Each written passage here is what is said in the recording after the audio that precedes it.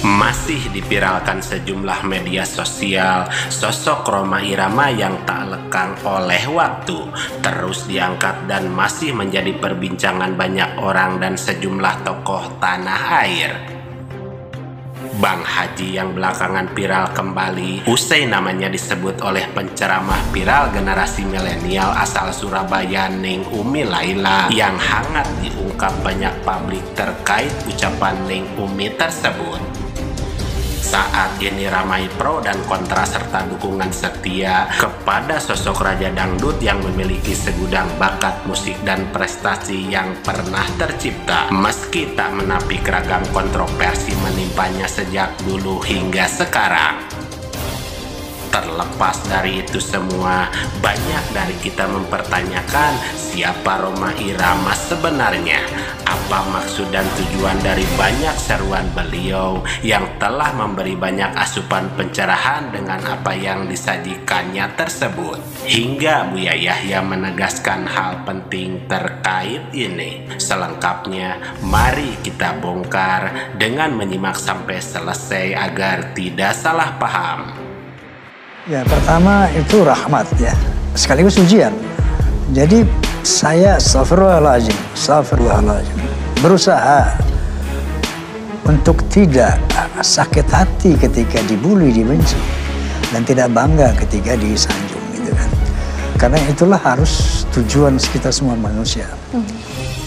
Inilah Raden Haji Rhoma Irama, sosok legenda musik tanah air yang memiliki segudang bakat dan prestasi membanggakan. Lahir di Tasikmalaya 11 Desember 1946, adalah seorang penyanyi, musikus dan penulis lagu, produser sekaligus aktor Indonesia keturunan Sunda yang mengawali karir musiknya tahun 1960-an. Sebagai bagian dari band pop orkes Melayu Purnama, telah merintis ragam elemen musik yang membentuk band sukses dengan gaya dangdut inovatif yang menggabungkan seni musik barat, Melayu, dan juga Bollywood.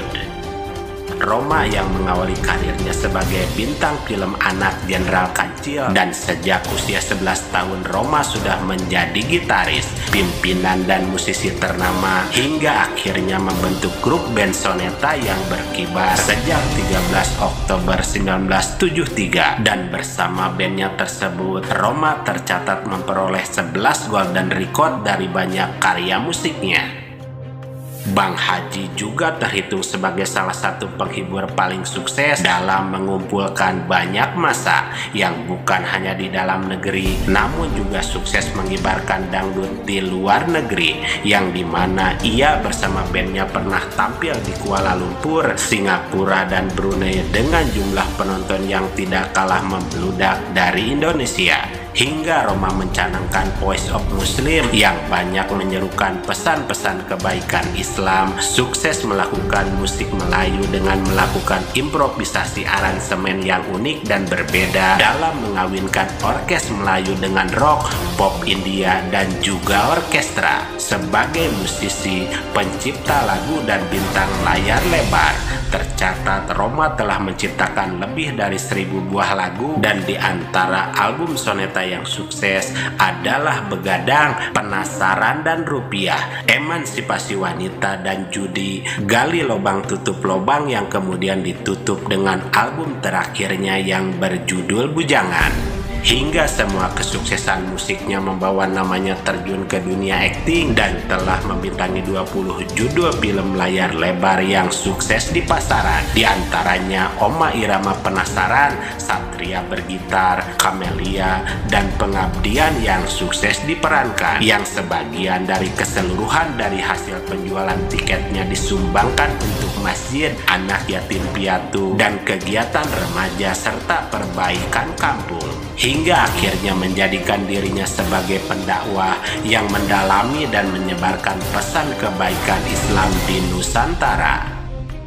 Lantas untuk melihat semua yang telah dihadirkan, apa pengaruhnya terhadap nada dan dakwah yang disajikan Haji Rhoma Irama yang menjadikan alat penyampaian pesan moral, amar ma'ruf nahi munkar, dan nilai-nilai kebaikan dalam ajaran Islam. Inilah tanggapan Buya Yahya yang memberi masukan terkait salah satu hal penting ini. Dan kami yakin Anda banyak perangkatnya, Anda banyak, bisa buat apa saja.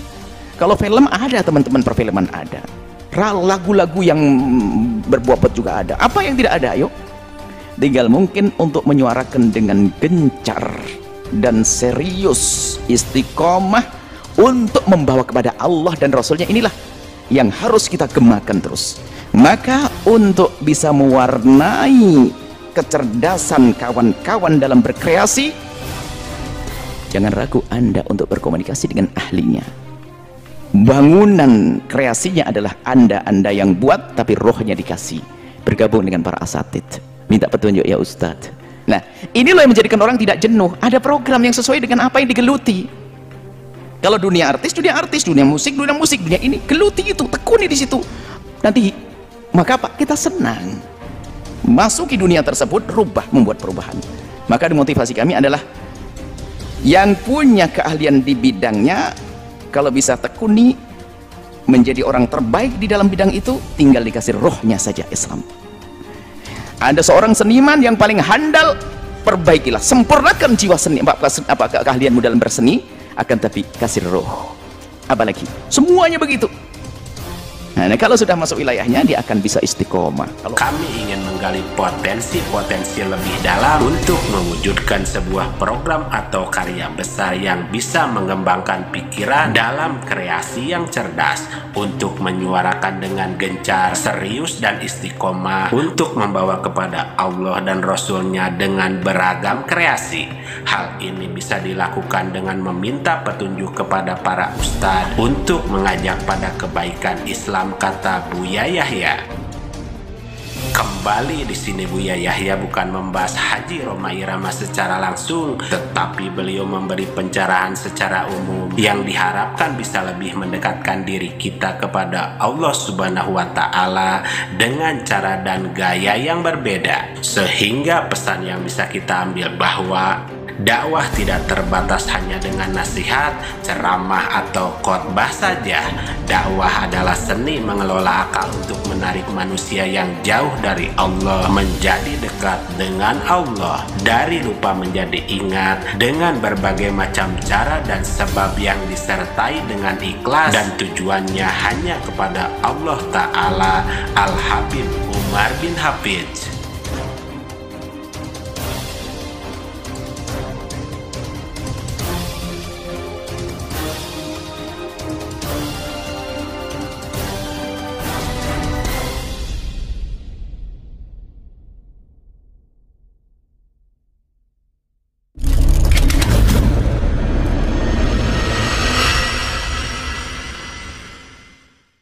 Harta yang kita cari pagi, petang, siang, dan malam itu belum tentu kita nikmati. Maka salah satu investasi akhirat sampai ke alam barzakh kita adalah pembangunan pondok pesantren. Di antaranya yang terpercaya, pembangunan pondok pesantren Gunung Panda Malang. Rekening wakafnya BRI 1174 01 00554 560 atas nama Pondok Pesantren Gunung Panda. Jangan lupa kontak konfirmasinya 0822 2847 0705. Berkah rezekinya, anaknya anak soleh soleha menjadi penghafal Al-Quran, dan negeri ini menjadi beldatun thayyibatun wa rabbun ghafur. Pahala terus mengalir meski umur kita telah berakhir.